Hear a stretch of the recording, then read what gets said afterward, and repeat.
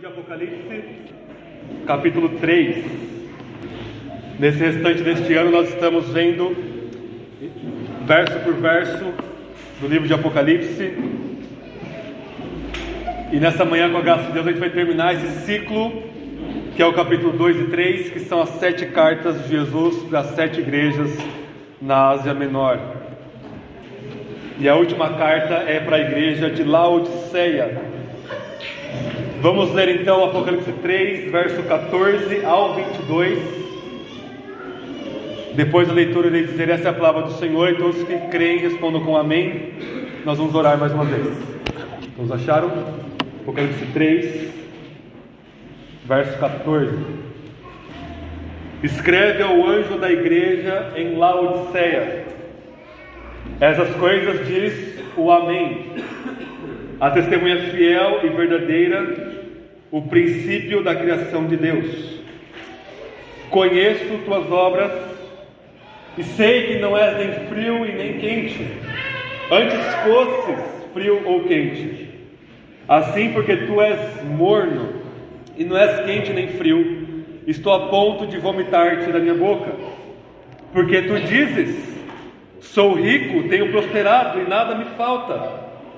Mas não sabes que é infeliz e miserável, pobre, cego e nu. Eu te aconselho que compres de mim ouro refinado no fogo, para que te enriqueças, roupas brancas, para que te cubras e a vergonha da tua nudez não seja mostrada, e colírio, para que o apliques sobre os teus olhos e enxergues. Eu repreendo e castigo a todos quanto eu amo. Seja, pois, zeloso e arrependa-se. Estou à porta e bato. Se alguém ouvir a minha voz e abrir a porta, entrarei em sua casa e cearei com ele e ele comigo. Ao vencedor, eu lhe concederei que se assente comigo no meu trono, assim como eu venci e me assentei com meu Pai no seu trono. Quem tem ouvidos, ouça o que o Espírito diz às igrejas. Essa é a palavra de Deus. Amém? Vamos orar?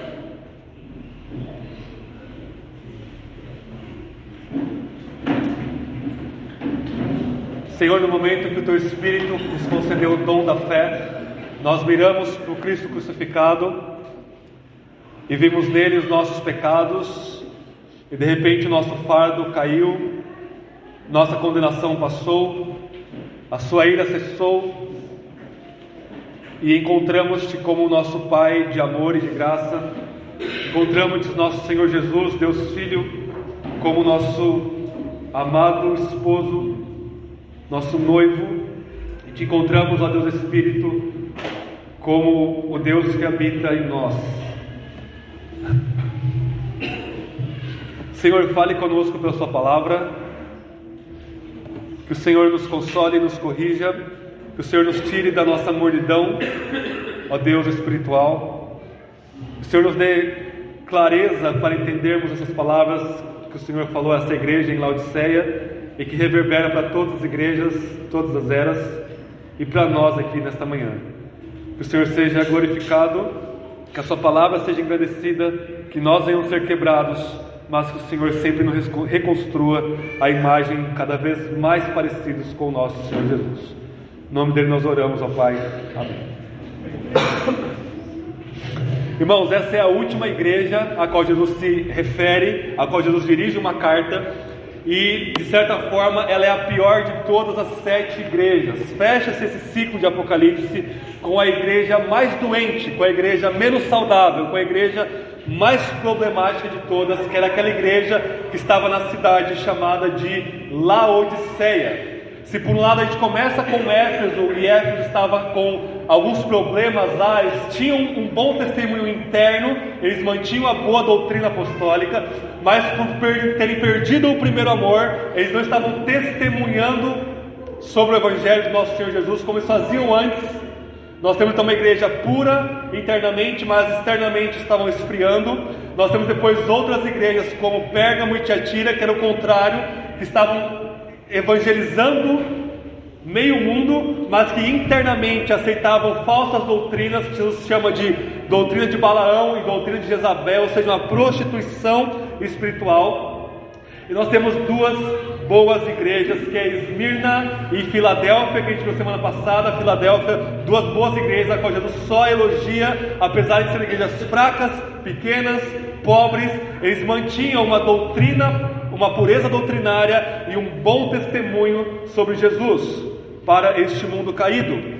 E nós temos então a igreja de Sardes, que Jesus fala que vocês têm nome de vivo, mas vocês estão mortos. Ou seja, uma boa parte da igreja de Sardes estava espiritualmente mortos. Mas ainda assim em Sardes Jesus fala, olha, mesmo assim vocês tendo o nome de vivo, mas estando morto, existe um grupo pequeno na igreja de vocês que eu aprovo, e vocês precisam manter esse grupo vivo, e vocês precisam se arrepender. Mas a igreja de Laodiceia, irmãos, ela é a única que não tem nenhuma palavra positiva de Jesus para essa igreja. Jesus, do começo ao fim dessa pequena carta da igreja de Laodiceia, ele só traz julgamento, crítica e exortação contra essa igreja localizada ali em Laodiceia. Vamos entender um pouco do contexto, como que surge essa igreja, irmãos. Lá em Atos 19, Paulo, o apóstolo, ele fica 3 anos pregando lá na cidade de Éfeso, que é a primeira aqui do correio, que sai aqui da ilha de Patmos, passando Éfeso, o correio termina lá em Laodiceia. Ele prega 3 anos lá em Éfeso, e um dos seus convertidos, nesse ministério lá em Éfeso, é um sujeito chamado Epáfras. E Epáfras, ele nasceu numa cidade chamada Colossos. Epáfras, ele fica um tempo ali com Paulo, aprendendo com o apóstolo, e ele volta para a sua cidade natal, capacitado por Deus, talvez ali capacitado também por Paulo, para pregar o evangelho. E Deus dá bom êxito a ele, e ele consegue plantar igrejas numa tríade de cidades vizinhas ali, que é a cidade de Colosso, onde Paulo escreve a sua carta aos Colossenses, a cidade de Hierápolis e a cidade de Laodiceia. Então essa igreja aqui, que estamos no final do século I, essa igreja aqui por volta da década de 40 e 50 foi plantada por esse sujeito chamado Epáfras, nessa região chamada Vale do Lico. O Lico era um vale muito próspero, muito bonito, nessa região da Ásia Menor, e ela triangulava essas 3 cidades, Colossos, Hierápolis, Laodiceia. A cidade mais rica, mais importante, a melhor cidade para se morar em termos humanos era a cidade de Laodiceia. E quando Paulo escreve a sua carta para a igreja de Colosso, lá na década de 60, ele diz assim: irmãos, leem essa carta que eu estou escrevendo para vocês, não só para vocês em Colosso, mas também para a igreja de Hierápolis e para a igreja que está em Laodiceia. E Paulo fala assim no final da carta: leem também a carta que eu vou mandar para Laodiceia, leem essa carta para vocês também aqui em Colosso e em Hierápolis também. Ou seja, Paulo também escreve uma carta para essa igreja em Laodiceia. Mas essa carta, pela soberana providência de Deus, ela se perdeu. Deus não quis que preservasse essa carta de Paulo aos Laodicenses. E o problema de Colosso é o mesmo problema de Hierápolis e de Laodiceia. Ou seja, eles estavam vivendo uma fé sincretista, uma fé que juntava elementos da fé cristã, elementos da doutrina apostólica dos apóstolos de Cristo, e juntava com um monte de outras doutrinas. Juntava com o judaísmo, juntava com o paganismo, e fazia ali uma salada mista de doutrinas. E Paulo fala: a partir do momento, lá em Colossenses, na sua carta, que vocês misturam a fé cristã com elementos externos, vocês perdem o evangelho, porque vocês diminuem a suficiência absoluta do nosso Senhor Jesus como a única e absoluta verdade que nos salva. Hierápolis sofria desse sincretismo, Laodiceia também sofria desse sincretismo. Um terremoto, logo depois que Paulo escreve essa carta, destrói essas 3 cidades. Mas Laodiceia é a única que consegue se reerguer sozinha, sem a ajuda de Roma, de tamanha riqueza que eles tinham. E esse é o contexto ao qual Jesus se remete a essa igreja nessa cidade. Uma cidade rica, uma cidade próspera. Eles tinham ali, para vocês terem uma ideia, um comércio de lã, que era uma lã preta de ovelhas ali com a sua lã enegrecida, que rendia para a cidade muita e muita riqueza nesse ramo têxtil, nesse ramo de vestimentas. Além disso, eles tinham um templo oriental a um deus chamado Menkarou, que é o deus da cura dos orientais. E nesse templo eles tinham ali uma escola de medicina, onde eles desenvolviam vários remédios, e o mais famoso era o colírio da cidade de Laodiceia, que eles chamavam de pó da Frígia. Frígia era a localização onde ficava ali essas cidades. E eles conseguiam fazer muito dinheiro com essa medicina, com esse colírio, com essas roupas. Era uma cidade muito e muito próspera. É por isso que Jesus vai dizer, a gente vai ver daqui a pouquinho, que eles comprem de mim, igreja de Laodiceia, ouro, roupa e colírio para vocês enxergarem. Em outras palavras, Jesus ele vai usar um linguajar, ele vai usar um contexto de fala que a igreja de Laodiceia vai entender completamente, e que nós, 2000 anos depois, se não entendermos esse contexto histórico, nós perdemos a palavra de Jesus aqui para essa igreja e para nós. E essa é a carta das 7 que é mais distorcida na igreja evangélica brasileira. Vamos ver um exemplo disso. Vamos ver qual que é o problema dessa igreja, dessa cidade mesmo. Vejam comigo o verso 15, depois a gente volta para o verso 14 com uma solução desse problema. Vejam comigo o verso 15 do capítulo 3 de Apocalipse. Jesus fala assim: eu conheço as suas obras. O que isso significa? O que significa Jesus saber das obras que eles fazem? Como que eram as obras da igreja de Laodiceia? Ele vai dizer: eu sei que não és frio nem quente, antes fosse frio ou quente.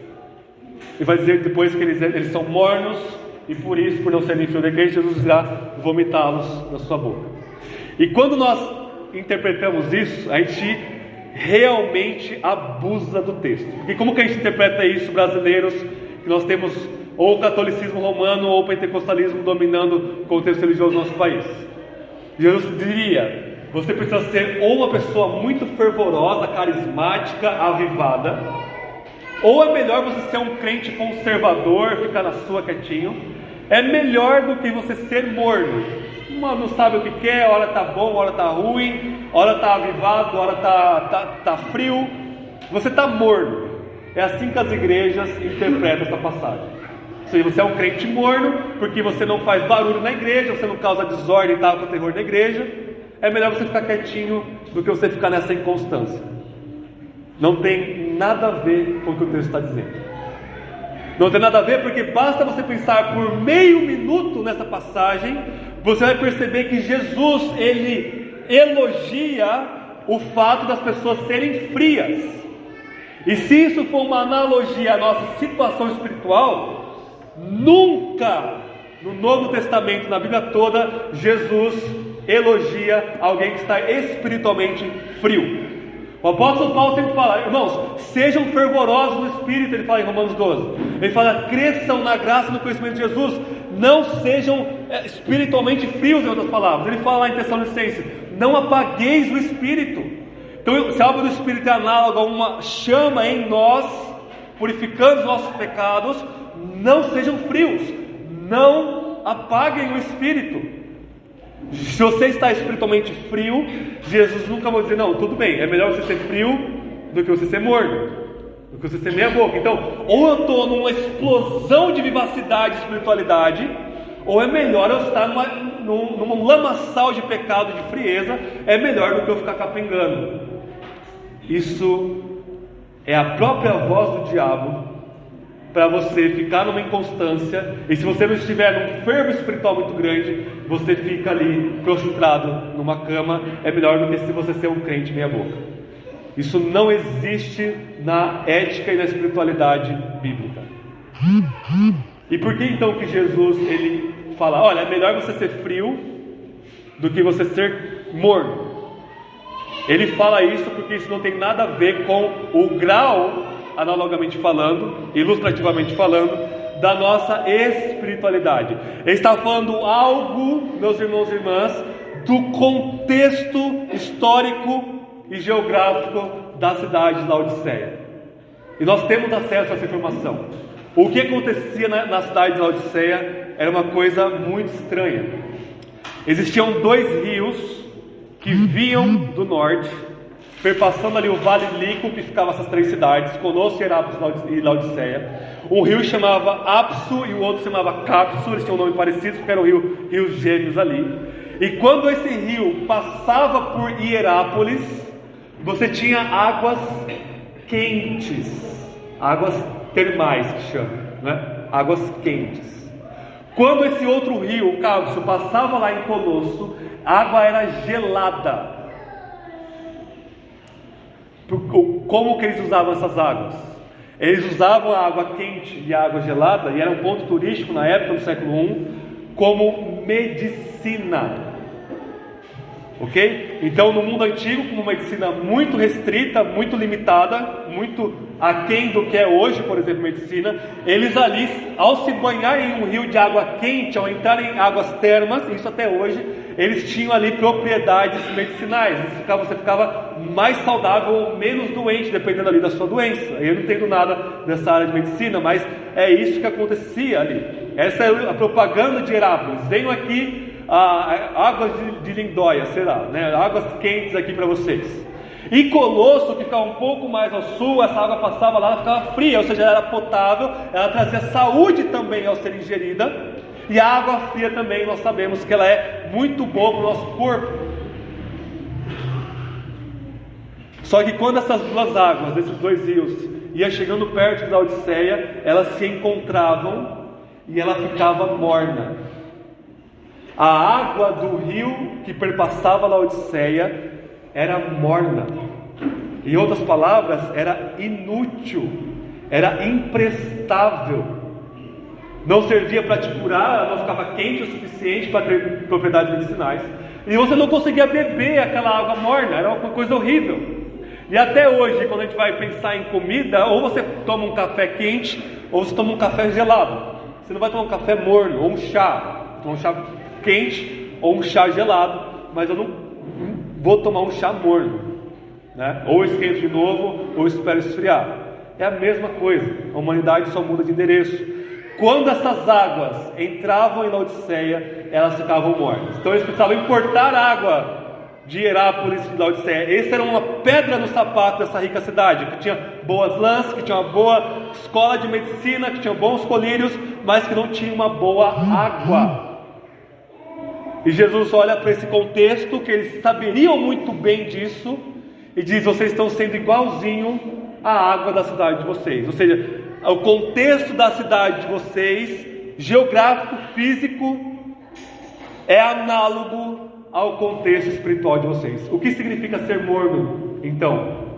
Ser morno significa ser espiritualmente inútil, espiritualmente doente, espiritualmente imprestável. E por isso que Jesus sente ânsia: vou vomitar vocês da minha boca. Eu não suporto. Ser frio e ser quente é exatamente a mesma coisa, é saúde, é você ter uma espiritualidade saudável, é você ter uma espiritualidade que vá testemunhar de Jesus para as pessoas e trazer cura, trazer o Evangelho, trazer salvação para as pessoas. Mas essa igreja estava espiritualmente doente, espiritualmente não saudável, espiritualmente inútil, estavam espiritualmente amortecidos. É isso que significa. Então não fique falando: eu preciso ser frio ou quente espiritualmente. Ser frio aqui, nesse contexto específico, é a mesma coisa que ser quente. É você ser saúde para você mesmo e para as pessoas ao seu redor. E Jesus está dizendo: vocês são espiritualmente mornos. Por que eles são espiritualmente mornos? Jesus fala por quê, verso 17. Vejam comigo. O verso 17 começa uma explicativa. Porque tu dizes: sou rico, tenho prosperado e nada me falta. Prestem atenção no contexto. O fato deles serem espiritualmente inúteis, espiritualmente doentes, espiritualmente causando náuseas em Jesus, é porque eles estão batendo no peito dizendo: eu sou rico, eu não preciso de nada, eu não tenho falta de nada. Ou seja, a riqueza dentro daquela igreja estava dando um falso sentimento de fé no dinheiro pelo dinheiro, e portanto estava ali causando essa autossuficiência. É a mesma coisa que Paulo escreve para os Colossenses. E Paulo fala o tempo todo: Jesus é suficiente e supremo, vocês não são suficientes, nossa vida está em Cristo. E Jesus fala a mesma coisa aqui para a Laodiceia, dizendo: olha, vocês estão se achando suficientes em vocês mesmos, e essa autossuficiência, nada me falta, é causada pela riqueza de vocês, riqueza material. Agora a grande pergunta, para a gente não errar no contexto aqui, é: será que dinheiro e riqueza é necessariamente ruim e necessariamente vai causar isso? Não, se você entender essa passagem no contexto certo. Desde a reforma protestante, todos nós protestantes, com uma visão reformada bíblica sobre o trabalho, vamos dizer o seguinte: olha, vocês precisam trabalhar, porque o trabalho de vocês glorifica a Deus. Então quanto melhor, mais hábil você for no seu trabalho, mais você vai glorificar a Deus. Você precisa ser humilde, você precisa ajudar as pessoas, você precisa trabalhar para o bem do próximo, e isso glorifica a Deus. Porque no catolicismo romano medieval, o que eles falavam? O seu trabalho aí, meus irmãos e irmãs, é de segunda mão, é de segunda categoria. Você não glorifica a Deus sendo um sapateiro, sendo um pedreiro, sendo um carpinteiro, sendo um agricultor. Você só glorifica a Deus se você for um pastor, no caso um padre, um sacerdote. Esse é o trabalho que glorifica a Deus. Agora o seu trabalho aí, da ralé espiritual, não vale de nada, só para você não morrer e comer. É só isso que serve. Lutero, Calvino, Zwingli, os reformadores todos vão dizer: não, um sapateiro que faz um sapato bem feito glorifica milhares de vezes mais a Deus do que um padre pervertido que está pervertendo o Evangelho. Todo o trabalho glorifica a Deus. E adivinhe, quando você muda essa perspectiva sobre o trabalho, eu vou trabalhar aqui e qualquer pedra que eu tiro do lugar eu vou glorificar a Deus, você vai trabalhar melhor e adivinhe, você vai ganhar mais dinheiro. Não é uma relação de causa e efeito, obviamente, mas muito da riqueza que se cresceu no Ocidente se deve a este fundamento protestante de trabalhar para a glória de Deus. Então, se você está num trabalho honesto, você está fazendo o melhor que você puder, amando as pessoas, sendo um bom empregado, sendo um bom empregador, um bom chefe, demonstrando Cristo para as pessoas no seu trabalho, não mentindo, não roubando, não adulterando, e você está crescendo o seu patrimônio, isso é Deus te abençoando, mas não é o que está acontecendo aqui na Laodiceia. Porque quando a gente coloca essa carta no contexto de Apocalipse como um todo, Roma no final do século I, com o imperador falando que ele é Deus, com o imperador falando assim: olha, vocês têm que vir até mim, queimar incenso e dizer: meu Deus e meu rei, meu Senhor. Nesse contexto dessa besta apocalíptica que estava se manifestando no imperador romano, para você adquirir esse grau de riqueza, você precisa comprometer a sua fé. É isso que está acontecendo aqui. Você precisa comprometer a saúde da sua fé para você conseguir essa riqueza. O que aconteceu com as igrejas boas? A igreja em Esmirna e a igreja em Filadélfia. Eles não estavam se comprometendo com a propaganda romana do império. O que acontecia? Pobreza, morte, miséria. Por quê? Se eu não estou adorando o imperador, eu não consigo vender meu produto, eu não consigo vender minha carne no açougue. Se eu não participar da idolatria na cidade, e eu falo isso para vocês, a idolatria no contexto desse século era um templo com as luzes apagadas, centenas ali de prostitutas que eram as sacerdotisas, com a cabeça raspada, não sabia se era homem ou se era mulher, e para você cultuar os deuses romanos, e um deles era o imperador, você participava de uma orgia. E aí sim, agora eu estou dentro da comunidade dos mercadores da minha cidade, eu consigo vender o meu produtinho aqui, minha lã, meu colírio, meu remédio, e consigo prosperar. É isso, e é por isso que eles conseguiam ser ricos. Se Laodiceia falar assim: não, eu não vou comprometer minha fé, eu não vou me entregar à idolatria, eu não vou me entregar à imoralidade, eu não vou me entregar ao culto ao imperador, eles jamais seriam ricos nesse contexto da história no final do século I. Ou seja, a aplicação é: se a sua riqueza, está sendo adquirida de forma iníqua, você está espiritualmente morno, espiritualmente inútil, você está comprometendo a sua fé, e essa riqueza é o seu Deus, o seu ídolo, o seu mamon, onde você coloca um altar gigante aqui no seu coração, e esse mamon fica falando: você está tranquilo, você não precisa de nada, você tem um bom plano de saúde, você tem uma excelente vale alimentação, você tem um bônus da empresa gigantesco, você tem um salário exorbitante, e nada pode te assustar. Se vir uma doença, você tem o melhor médico. Se vir alguma crise no país, você tem uma reserva de emergência de milhões de reais, milhares de reais. Estão percebendo como a riqueza ela vai mentindo para nós? E Paulo fala: não coloque a confiança na riqueza, porque ela é inconstante, porque de uma hora para a noite, de um dia para a noite, Deus pode te dar uma rasteira e você perder tudo, para você aprender a não colocar o seu coração neste ídolo. Jesus está dizendo: vocês estão falando, verso 16, verso 17: sou rico, tenho prosperado e nada me falta. Mas o que Jesus fala? Mas não sabes que és infeliz, miserável, pobre. Ele está dizendo: vocês não sabem. Uma coisa é: existem muitos ricos que têm dinheiro, mas que sabem que são espiritualmente miseráveis, que sabem que estão sentindo esse vazio enorme, que a vida é uma bagunça, que a esposa o trai, que o marido trai, que briga diária na casa deles. Eles sabem que essa riqueza não consegue construir nada para eles, eles sabem que a riqueza talvez até destruiu a família deles, mas Jesus está dizendo: vocês não sabem. Ou seja, o pecado de idolatria ao dinheiro nessa igreja está sendo tanto que estava cegando eles não tinham ideia da real situação espiritual deles.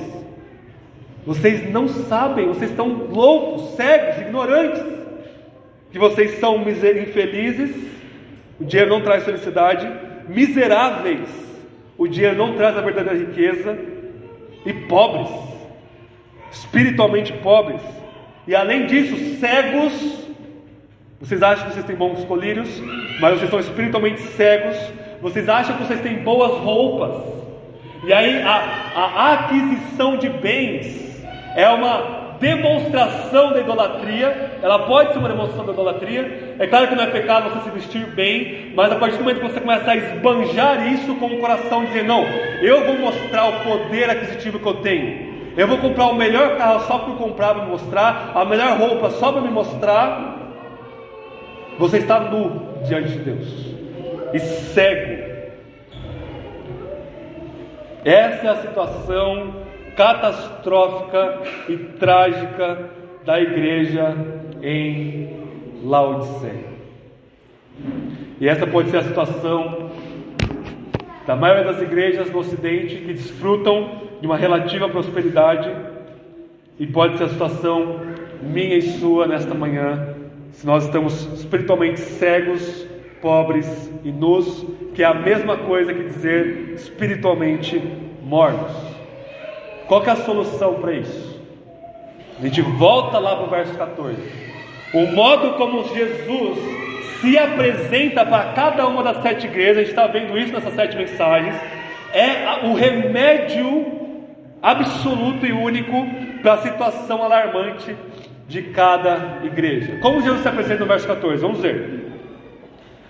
Escreve ao anjo da igreja em Laodiceia: estas coisas diz. E essa construção é a mesma do Antigo Testamento, é a mesma coisa que dizer assim diz o Senhor. Só que aqui Jesus vai elaborar mais: assim diz o Amém, a testemunha fiel e verdadeira, o princípio da criação de Deus. Presta atenção nessas 3 características de Jesus aqui, irmãos. Ele é o Amém.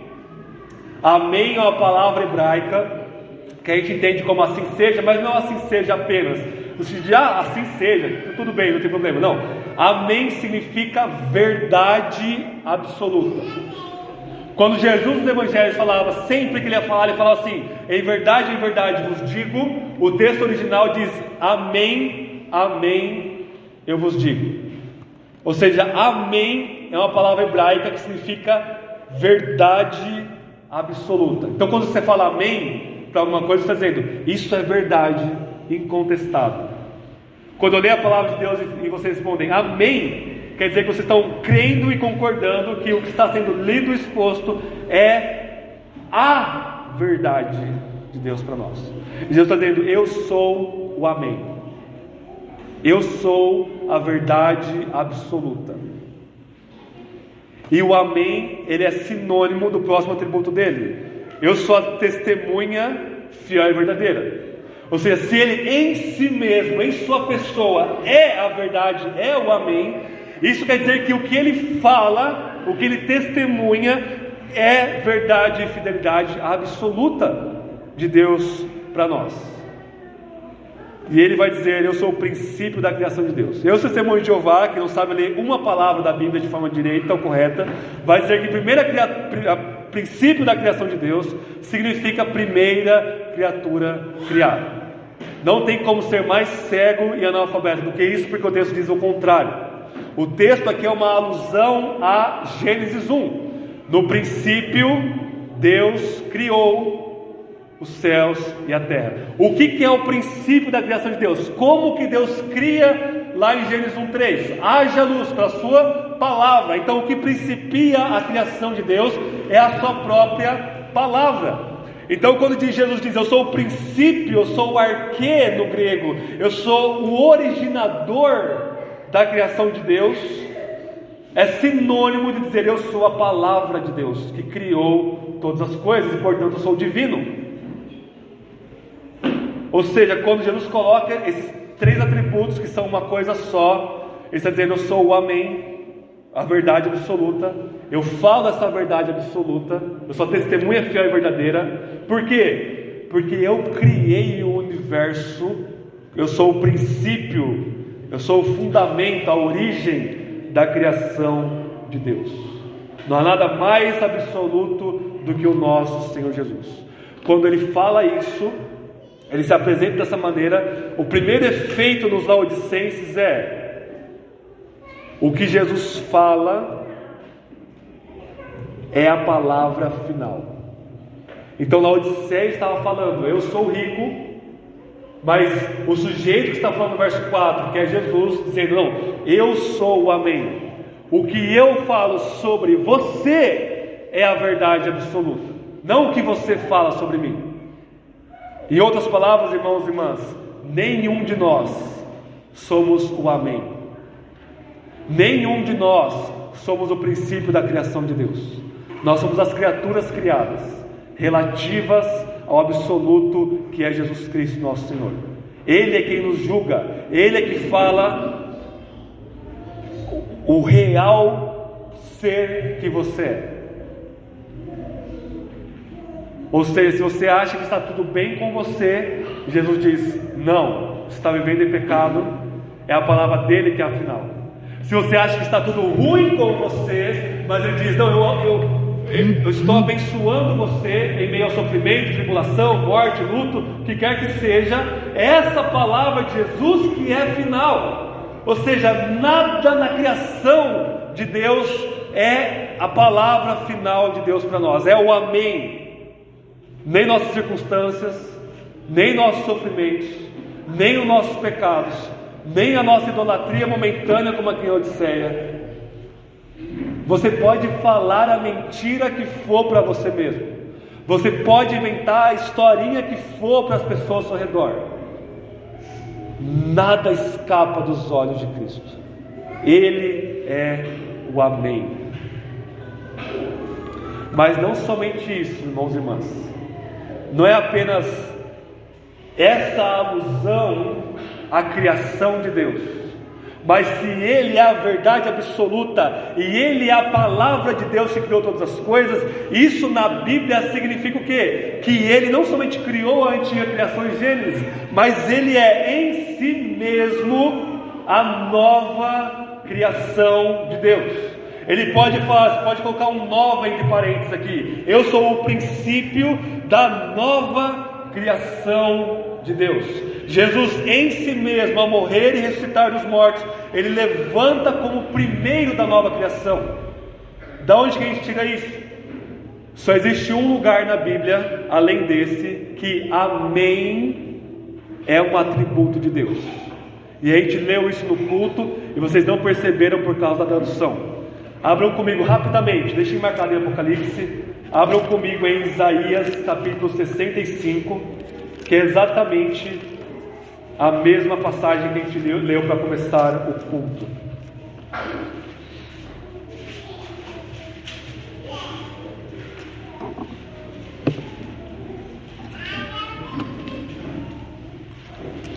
Isaías 65, versos 16 e 17 diz assim: aquele que invocar bênção sobre si na terra será abençoado pelo Deus verdadeiro, mas no hebraico é pelo Deus do amém. E aquele que jurar na terra jurará pelo Deus do amém, porque os sofrimentos passados já estão esquecidos e escondidos dos meus olhos. Verso 17, por quê? Porque Ele é o Deus do amém que está falando a palavra verdadeira. Porque crio novos céus e nova terra, e as coisas passadas não serão lembradas, nem serão mais recordadas. Voltem lá para o Apocalipse.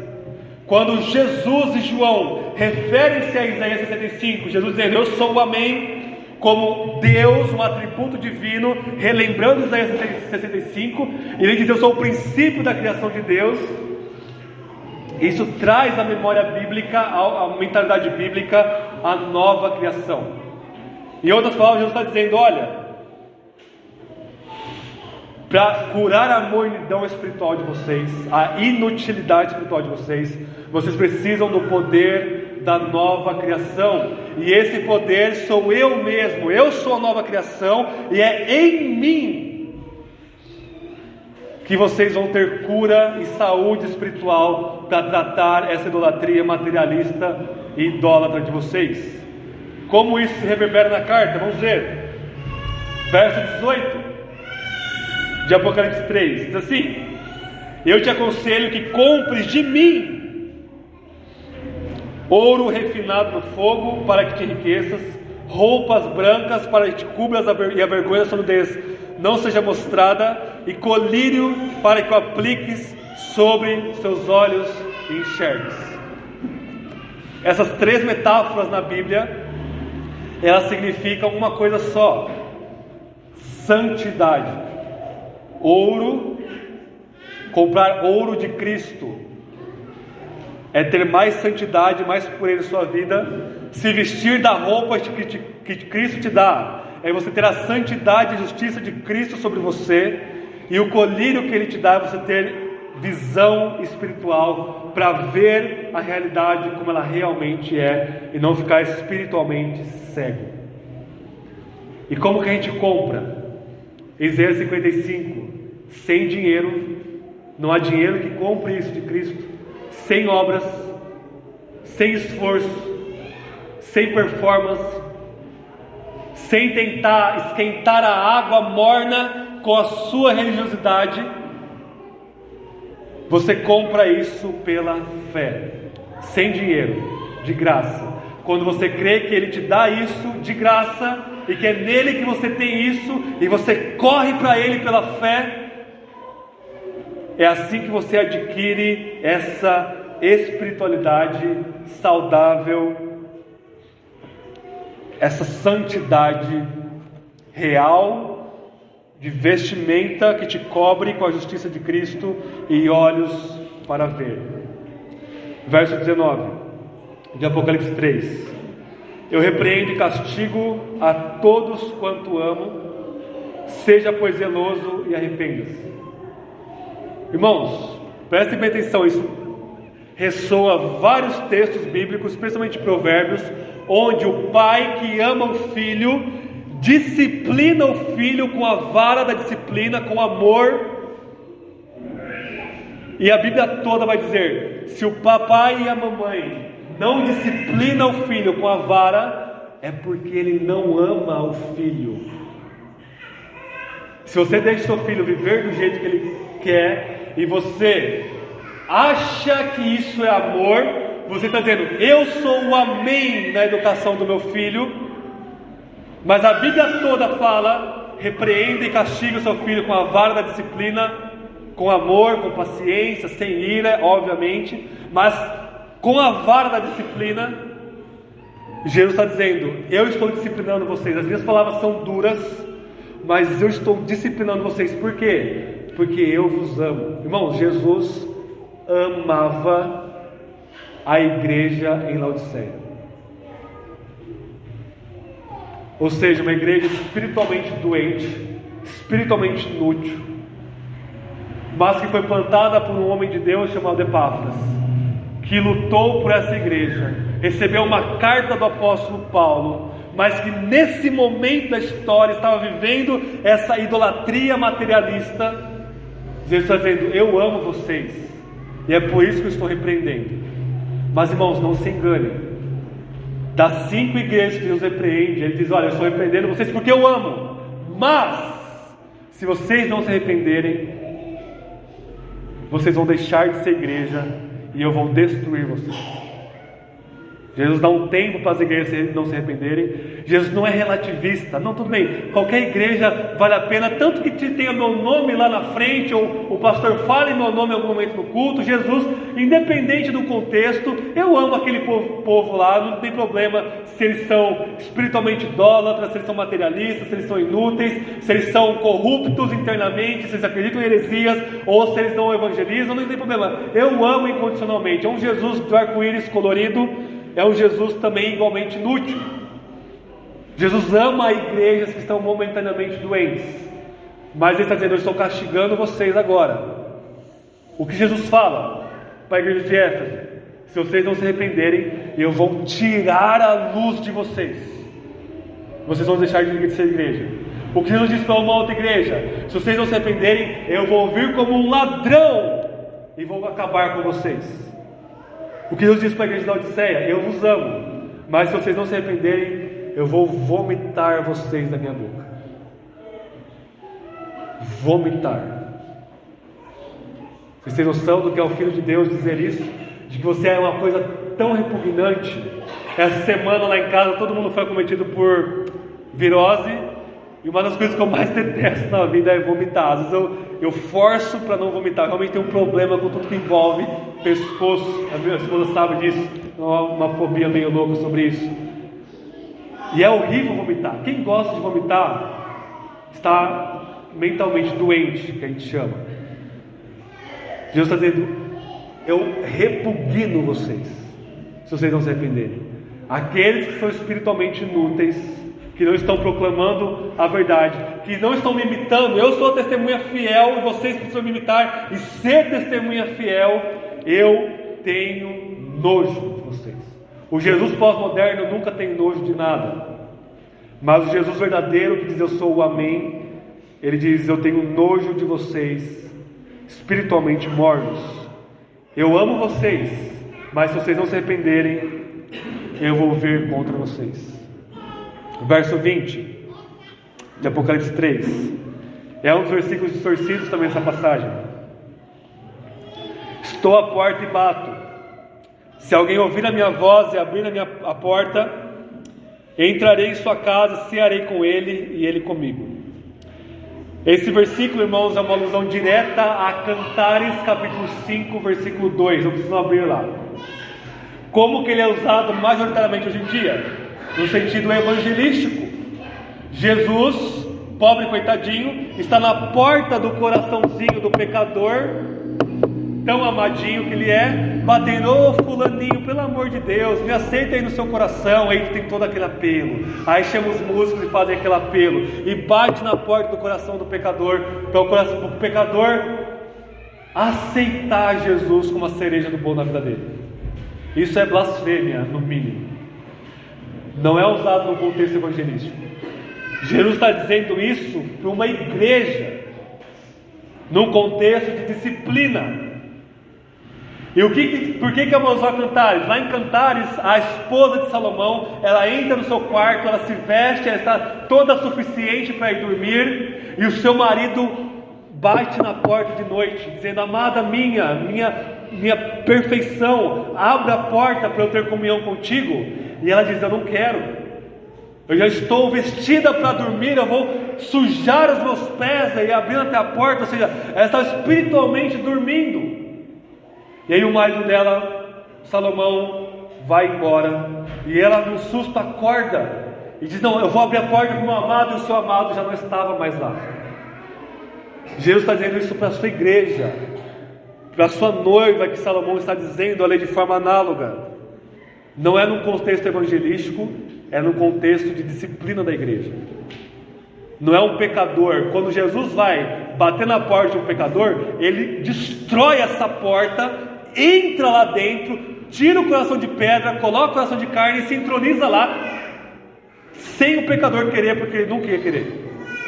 Mas alguém que já foi exposto ao evangelho, que era uma igreja verdadeira, agora está se desviando, Jesus diz: olha, eu estou à porta e bato. No contexto de abrir a porta e bater é de comer junto, é um contexto de comunhão. Jesus está dizendo para aquela igreja: tenham comunhão comigo, ao se arrependerem e voltarem para mim pela fé. A recompensa é o verso 21. Ao vencedor, eu lhe concederei que se assente comigo no meu trono, assim como eu venci e me assentei com meu Pai no seu trono. Quem tem ouvidos, ouça o Espírito das igrejas. Ou seja, quem vencer vai participar pela graça do julgamento final. Paulo vai dizer em 1:26: vocês não sabem que vocês vão julgar o mundo e os anjos, e vocês não conseguem julgar um adúltero entre vocês? Essa é a recompensa para aqueles que perseverarem até o fim. Irmãos, concluindo aqui Apocalipse 2:3 com essa carta, Jesus ele tem mais a dizer contra as igrejas do que a favor delas. Se das 7, 5 eram ruins e somente 2 eram boas, é porque as igrejas elas podem muito facilmente e muito rapidamente começar a se desviar do evangelho, começar a querer se aparecer que está vivo, mas está morto, começar a querer se enclausurar como a igreja em Éfeso e ver: não, nós vamos batalhar pela doutrina, mas esquece do mundo lá fora. Ou foca no mundo lá fora, em alcançar os perdidos, crescer a igreja, programação para todo lado, e se esquece da verdade do evangelho. Jesus não negocia. Jesus exige tudo: pureza interna, testemunho poderoso para o mundo, ser espiritualmente vivo, não só de nome, mas de fato, e não nos comprometermos a nossa fé e o nosso coração com as coisas deste mundo. E é Ele que disse: uma igreja boa, saudável, aprovada por Ele ou não. Que a nossa igreja local, fraca do jeito que nós somos, nos arrependemos dos nossos pecados e cresçamos em tudo em nosso Senhor Jesus. Amém? Que Deus nos conceda a graça. Vamos orar.